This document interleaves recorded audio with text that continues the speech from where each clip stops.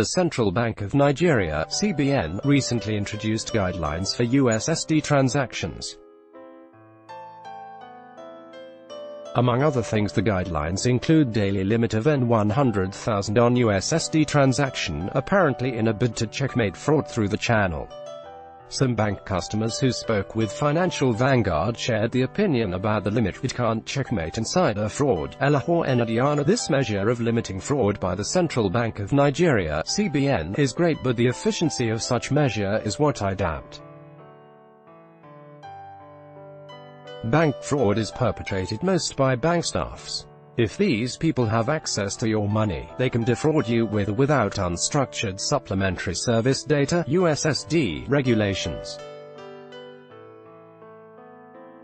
The banks and CBN should concentrate more on purging the system of thieves. Limit not good for MSMEs. The Apex Bank's mandate of N100,000 limit for USSD transaction is a good move in combating fraud. But how would small and medium enterprises (SMEs) cope with the limit?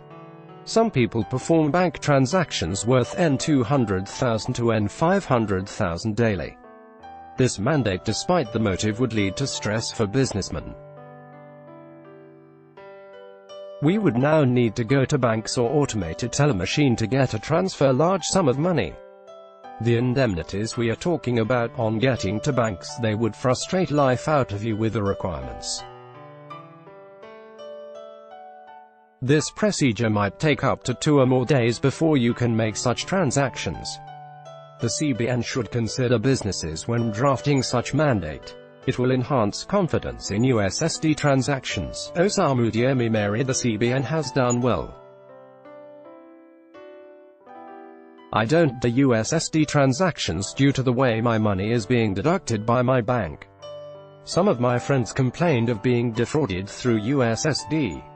If this policy turns out good, I think I would return to banking with USSD. Education not limit will checkmate fraud. Itaru, albeit this mandate will not help mitigate electronic fraud.